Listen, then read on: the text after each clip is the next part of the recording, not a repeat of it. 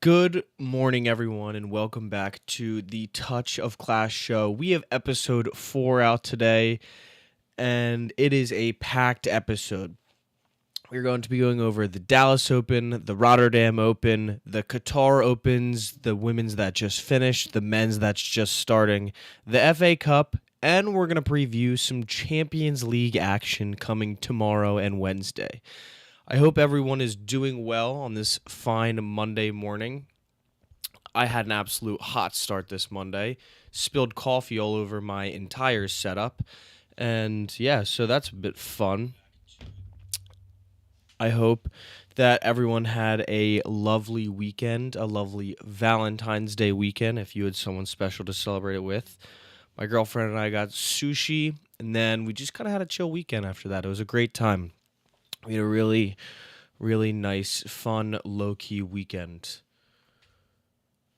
As for the show, I am going to be covering tennis first, and I will be covering tennis first when I feel as though tennis was more significant than any football action from that weekend. So the likes of any grand slams that might happen, those will take precedent over anything football related. So in that instance, this weekend we had finals for the Dallas Open, the Rotterdam Open, the Qatar Open for women's singles, and for football-related activities, we had the FA Cup, and I'm going to preview the Champions League as well. So I just felt that tennis should take precedent for this show at least, and that'll be the case for more shows going forward, for example, over the summer, especially when there's no Premier League action or any teams playing and it's not during the World Cup, the tennis will be taking precedent. Now, let's get started. The Dallas Open. The Dallas Open provided exactly what us American tennis fans wanted. We got the All-American final. We had Ben Shelton versus Taylor Fritz, and this match was electric. This was an absolute serve-off. I mean, it was a clinic put on by these two gentlemen. Ben Shelton ultimately wins it 3-6, 6-3, 7-5. That first set he dropped, he just looked rattled. He wasn't on his game. Something was a bit off with him, and then he really locked in after the second set, and it was pretty impressive. I mean, the ace count for either side was just something to behold. Fritz had 14 aces and Shelton had 16 aces. Compare that to the Rotterdam Open final. I think De Minaur had a single ace and FAA had 2 aces. So this Dallas Open final was just absolutely incredible in terms of service play from both parties. Both of them served excellently, and it was great to see. But after dropping that first set, Shelton just started playing a lot more consistent on his second serve compared to his first serve. And that was ultimately Fritz's downfall. If we just take a quick look at the numbers, Fritz's first serve win percentage was walloping 88%, which is incredible if you can sustain it and if you can counteract that with a good second serve. Unfortunately for him, that is not at all the case. His second serve win percentage was only 43%. And time after time, when I look to finals of any tournament really, whether it's an ATP 500, whether it's a Masters 1000, whether it's a Grand Slam, if your second serve win percentage is under that 50% threshold, you're probably going to lose. I've done a lot of research with it with Carlos and Yannick, and anytime they're at 50% or slightly below, they lose. Taylor Fritz with 43%, and he lost. Now, Shelton's was a bit more interesting. He only won 67% of his first serves. Yet he won 65% of his second serves. That's incredible from him. You'd like to see that first serve win percentage a bit higher, But the consistency there, I mean, only 2% disparity between his first serve and second serve win percentage. I'll take that every day of the week if I'm Ben Shelton, and I'm running away. But huge congrats to Ben. This was his fourth career singles title, a massive start to 2026 for him. I am over the moon for him. This was his first singles title since the 2025 Montreal Open, so he's getting his account open early this year. And I think he's prized to have a big year. I think 2026 is going to be a big year for Ben Shelton.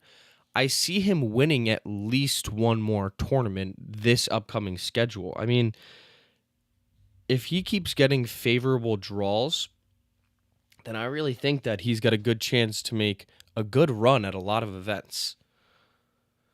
Let me just make sure that it is my Ethernet coming through. Hopefully that doesn't shut down my stream. I just turned off my Wi-Fi, and it should just be coming through Ethernet now. So the stream should be lagging and buffering less. But yes, I think Ben Shelton is going to have a fantastic year. Great start for him. Let's see it continue now. Let's see this momentum build. I want to see more out of him. I want to see him continuing to go deeper in tournaments and to maybe get that fifth title. That fifth career singles title this year would be exceptional for him. Now, let's switch gears to the Netherlands, the Rotterdam Open. And this was over in a hurry. I woke up yesterday, I turned this on, and man, this match was over before it started. de Minaur wins 6-3, 6-2 in less than an hour and a half. I think total match time was like 77 minutes, 78 minutes. 78 minutes. I can't speak. And that was exceptional. He had FAA on the ropes the whole time. It was pure dominance from him. He was everywhere on that court. That's the issue when playing against the Demon, is that you're going to work him side to side, but he's going to get to every ball. And I know for damn sure that you're going to get worn out before he does, because his motor is endless. It's so exciting to see. It's great tennis to watch. It's highly, highly entertaining tennis.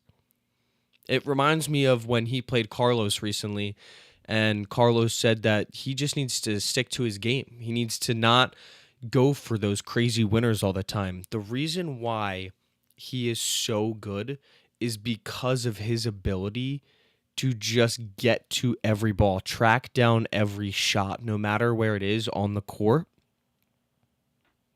So keep up that same intensity. Don't try to adjust your style of gameplay when you're playing these better opponents. Just play your game, because you're phenomenal at it, and you are perfecting your craft. Now, as for FAA, he just could not get a handle in serving in this game. He was serving just below 50%. But it's interesting because when he was getting his serve in, he was winning 82% of his first serve points. And it's not like he was acing de Minaur. I mean, I had mentioned he only had 2 aces. But when Felix gets that first serve in, 82% of points won is extremely good. You just wish that he was serving higher than 50%. I think it was something like 49% service, which is not going to win you titles, unfortunately for him. But yeah, de Minaur just played his game. He finally wins the Rotterdam Open after 3 consecutive years going to the final, losing in 2024 to Jannik Sinner, losing in 2025 to Carlos Alcaraz, and finally in 2026 claiming his title as the singles champion at the Rotterdam Open. Super happy for him. There was a bit of banter about that in the speech, which was cool to see. This is de Minaur's 11th singles title. That puts him in the active top 10 for singles titles on tour, which I just didn't know. I think that's incredible from him. There are some older players on that list, like Marin Cilic. And then obviously you have your Sinner, your Carlos Alcaraz, your Djokovic, your Zverev. But I was very surprised that he is in the top 10 for active singles titles. So shout out de Minaur. Well done. Way to get your first singles title of the year. Hopefully more to come. I love watching him play. It is just, it's exceptional tennis. I love it. Now, I quickly want to cover the Buenos Aires Open. I didn't watch much of it really at all. Just I was watching other things at the time. The ATP 250 just did not take precedent over the two ATP 500s, in my opinion. If you would prefer to watch the clay match in Argentina, that's totally fair. I just was watching the other Opens instead. Now, Cerundolo won this 6-4, 6-2, which the reason why I had to bring this into the show was that is so cool to win your home Open.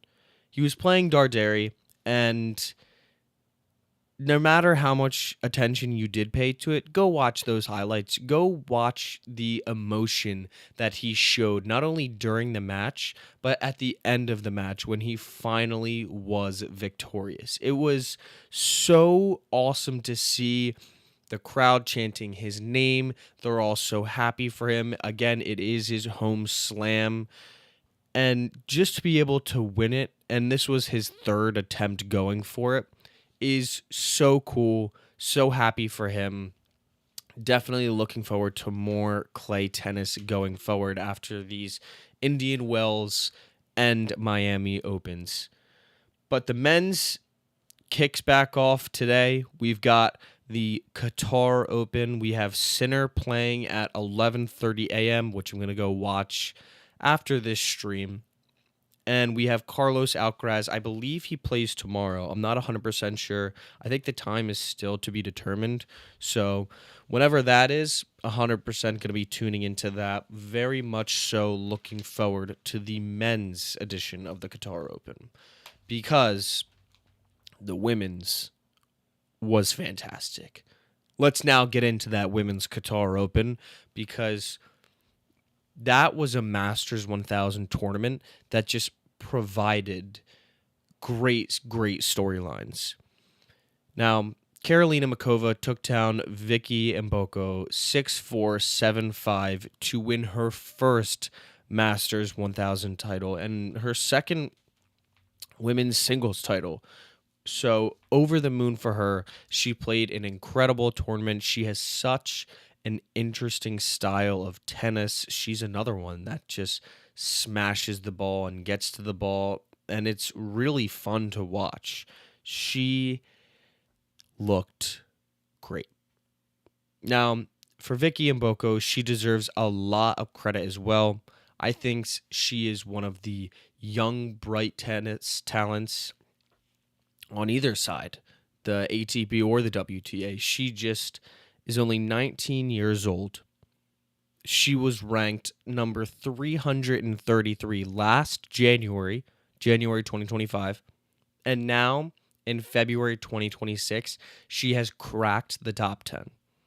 She is currently sitting at 10th, just one spot above Karolina Muchova, actually, which is pretty unique and funny how that worked out. But she is going special places.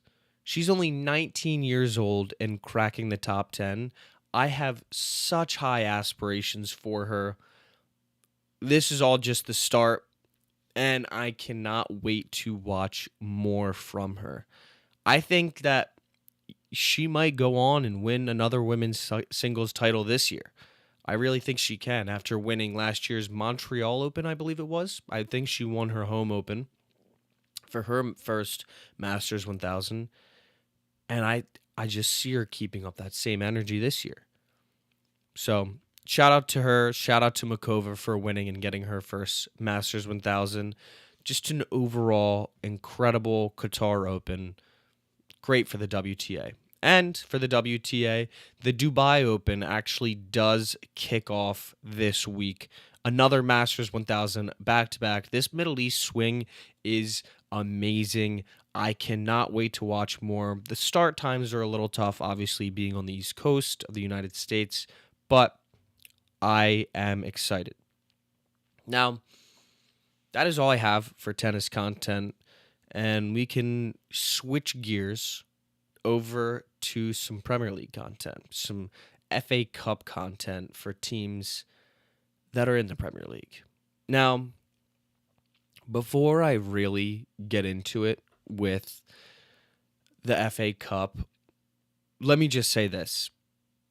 You got to get rid of the Carabao Cup.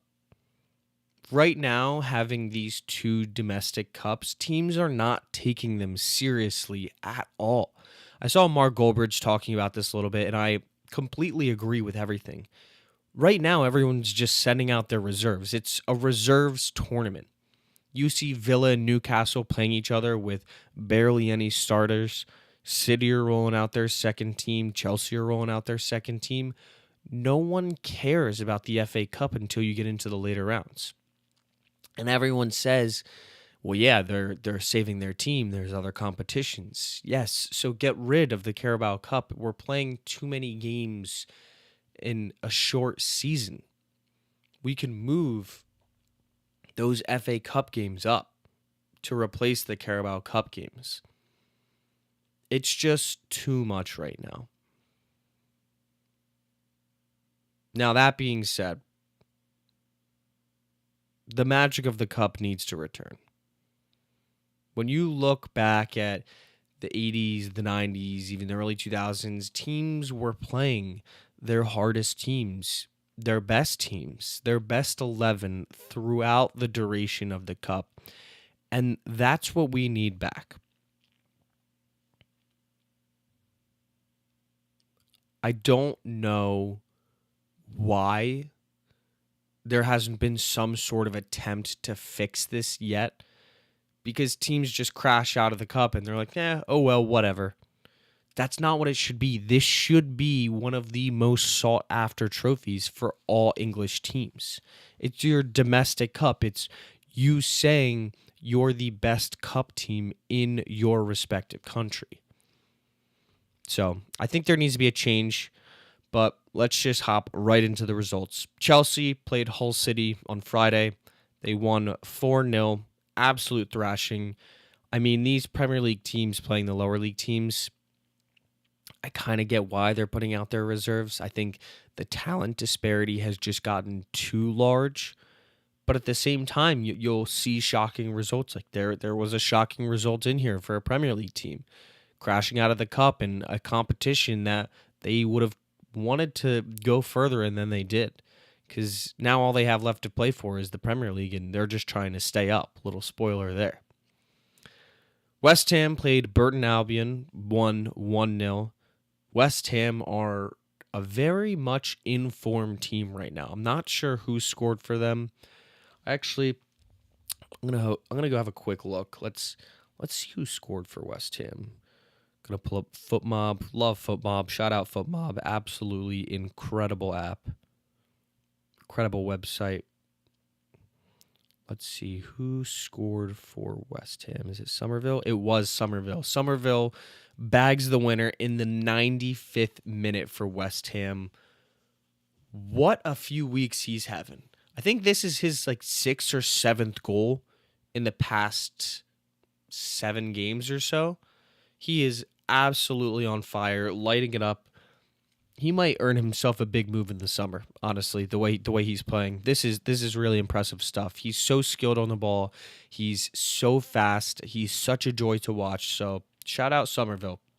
He's playing incredible football at the moment. Now, Mansfield Town 2, Burnley 1.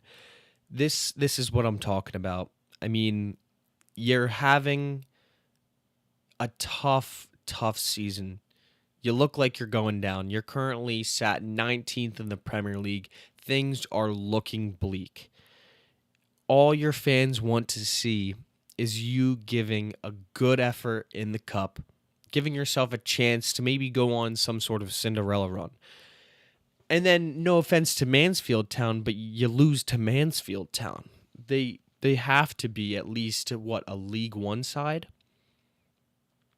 That's, if I had to guess, I would guess that they're a League One side. Let me quickly look.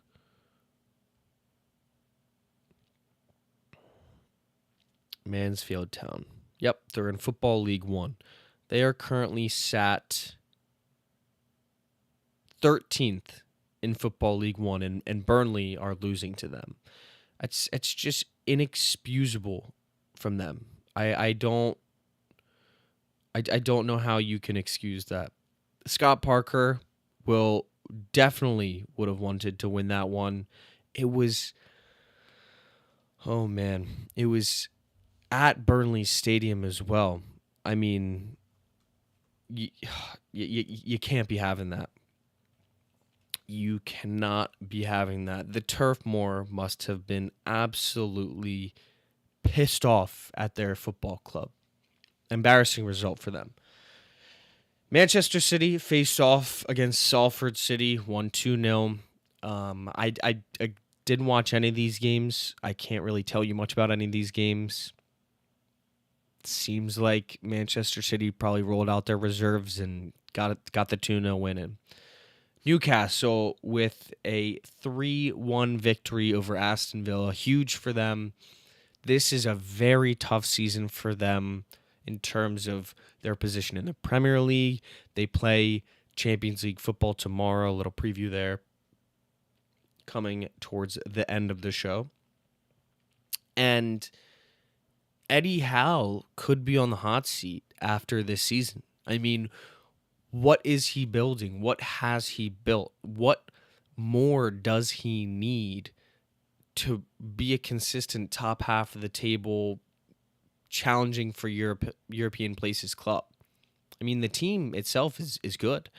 Yes, they lost Isak, their star striker, but they have a good squad.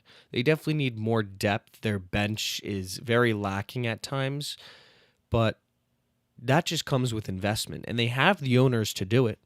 They have financial fair play restrictions, obviously. I get that.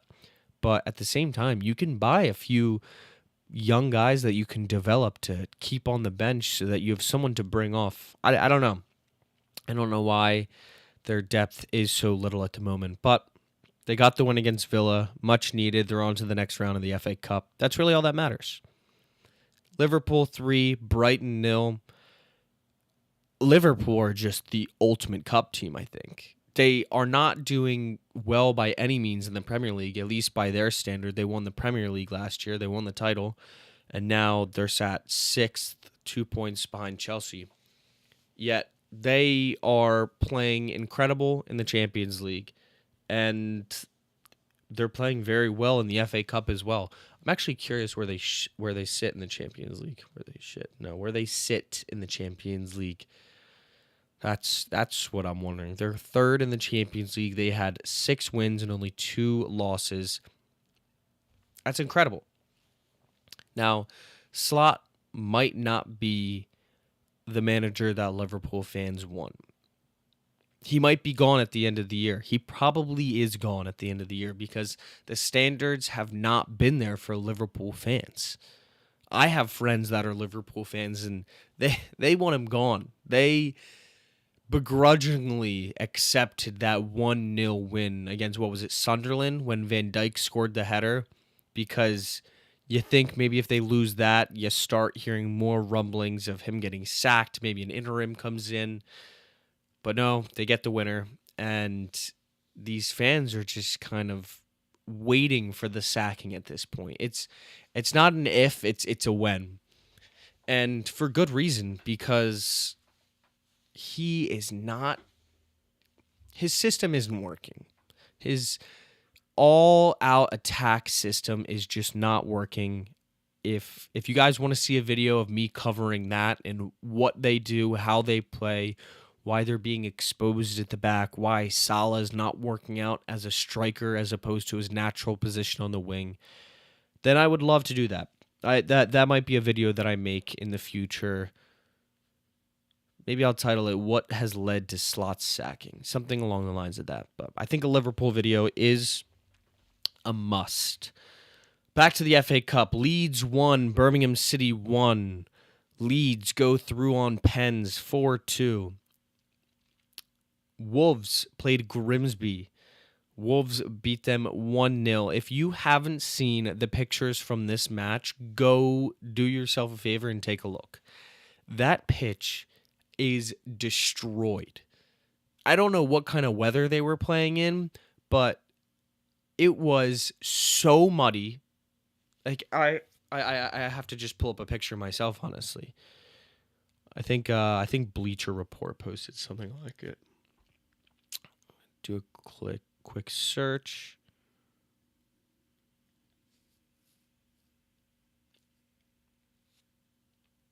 Oh no, it'd be BR Football.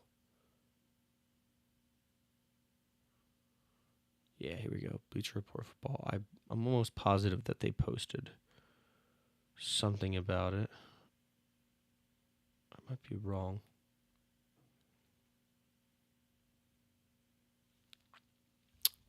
I can't seem to find it. But go look up the photos from that match. It's absolutely hilarious. It's tough to play in Grimsby. Obviously, I'm being... excuse me.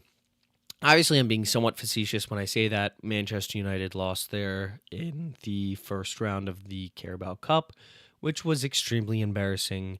But Grimsby Town played well that day. And yeah, now Wolves have beat them. And that is just not a great look for Manchester United. Great for Wolves. They need at least something to play for because their Premier League aspirations are well and truly in the gutter. They have no chance of coming back and getting themselves out of the relegation zone. I mean, mathematically, obviously they do, but with their squad, I just can't visualize it. I can't see how they're getting wins. They're so porous at the back. They let in way too many goals, and they don't score. So if you're not scoring and you're letting goals in, I don't think that you're going to stay in the Premier League too long. Sunderland played Oxford United. Sunderland won 1-0. Great result for them. Fulham played Stoke City 2-1. Arsenal played Wigan and absolutely thrashed them 4-0. Arsenal just continue to win in these other competitions. Champions League, top of the group. Carabao Cup, they're in the final against Manchester City. Now they're into the next round of the FA Cup. They're currently leading the title charge in the Premier League. Arsenal are having one heck of a season. Surely this means Arteta wins a trophy. Surely it means that he's winning his second trophy with the club. We'll see. I think they have to. I think that they're too far in too many competitions to not. So let's see what happens. And then today, Brentford plays Macclesfield FC in which should be a pretty easy match for the Bees. Now, we can move on from the FA Cup and let's preview a little bit of Champions League action as it returns tomorrow for the first round of knockouts. We have some very, very tasty matches. I mean, Jose Mourinho playing against his old club, Real Madrid. That is just something to look out for. Let's pull up all the matches real quick, though. Tomorrow, we have, kicking off the day, Galatasaray versus Juventus. Now, I think Juventus will go through, but that first leg in Galatasaray in Turkey, that's going to be really tough. Those fans are absolutely mental. Galatasaray is a good team. I'm not sure how they're doing in the Turkish league right now, but that is not going to be an easy task for them. Then we head up to Germany as Atalanta takes on Borussia Dortmund in Dortmund. I just can't see how Dortmund aren't winning that game, aren't going through to the next stage, because that is probably a top 5 most intimidating stadium to go into as an away team. Hopefully they're rocking some incredible tifo. The Dortmund fans, the yellow wall, They are an inspiration to all, and I just respect their fan base so much. Then we have Benfica hosting Real Madrid. Jose Mourinho could play spoiler against one of his former clubs, Real Madrid, and that would just be so picturesque for Benfica fans. The special one, doing it against his old club, knocking out Real Madrid, that's something that I would love to see. Then we have a little interleague matchup between Monaco and PSG. Now, I think PSG obviously goes through here, but it's going to be an interesting first match in Monaco. The defending champions of the Champions League, the holders of the cup, head to Monaco in what should be a pretty good game. I also like Real Madrid to go through, but it's going to be a tough match. And then tomorrow, or I should say Wednesday, not tomorrow, we have another slate of 4 games. We have Olympiacos hosting Bayer Leverkusen. I really like Olympiacos here. I'm not going to lie. I think there's something about them. I just think, playing at home in Greece, the fans are going to be up for it. They've got a very passionate fan base. Bayer Leverkusen do not seem to be like the most informed team this season. I like Olympiacos to get this game wrapped up. But I don't know who's going to go through with this one. This one's a bit tougher. I could see Olympiacos going through just on a big win at home and then defending it when they go to Leverkusen. But we'll see. I think that is actually going to be a better matchup than people anticipate. Then we have Bodo Glimt hosting Inter. And whilst I think Inter will go through, Bodo Glimt is not going to make it easy. They are so good playing at home in Norway. I think they win tomorrow. I think they take the first game in this knockout leg. Call me crazy, but that's what I think is going to happen.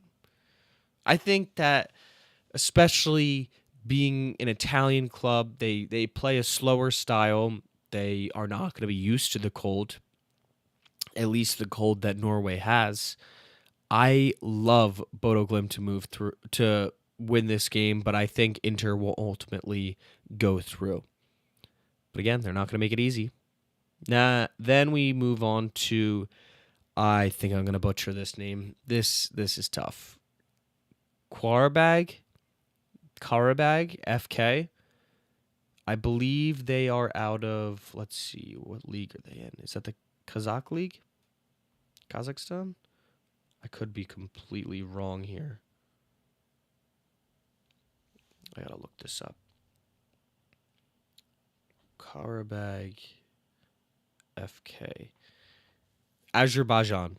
They're in the Azerbaijan Premier League. They're currently second in the Azerbaijan Premier League. But they take on Newcastle. Unfortunately for Qarabag FC, I just don't see how they're going to win either game against Newcastle, especially in Newcastle. I think Newcastle moves through relatively easily with this one, and I just can't see how they're going to put up much of a fight. I really don't. But for their sake, I hope they do. And the final match Wednesday is Club Brugge facing off against Atletico Madrid. I love Atletico Madrid, man. I think that they are such a well-drilled team. I think that they really have a good chance at making a run at it this year. I think the addition of Lookman in, the January transfer window, I think he has just revolutionized how this team play. I mean, they are coached by someone who is absolutely insane. This team is so well drilled defensively that I just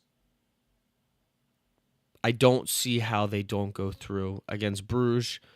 And then if they do, they're going to be playing either Tottenham or Liverpool. I love them to make a run at it. Diego Simeone is a madman. He is a madman that plays aggressive football. It's very defensive, but it's aggressive football. And I just think that they're going to bully these potential next two opponents. So I love Atletico Madrid to win tomorrow. I love them to go through. And I am hopeful for them. I think that they're a fun team to watch. I think the Wanda Metropolitano is an incredible stadium. They deserve to make a deep run. The fan base is passionate. They're so electric. You gotta love them. Now, that does wrap up everything I have for the Champions League and for tennis. Let me know what you guys think down below of the Dallas Open, the Rotterdam Open, and the Qatar Open for the women's singles title. What do you think of Ben Shelton, De Minaur, and Karolina Muchova all getting wins this past weekend? And what do you think about the Premier League? What do you think about the Premier League teams in the FA Cup and the Champions League? And how do you feel going forward? If you enjoyed this video, please drop a like, subscribe to the channel, share the video. We have so much more content coming. I am live every single week on Fridays, and then Monday or Tuesday. I'm still trying to figure out the best day for streaming. I kind of like Monday. I think it just sets a good precedent for the week. It's very easy to cover everything that happened over the weekend and really get a preview for everything that's going to happen for the rest of the week. So if you prefer the Monday show to the Tuesday show, definitely let me know down below. Thank you for watching. I appreciate it, and I hope that you have a wonderful week yourself. Have a good one.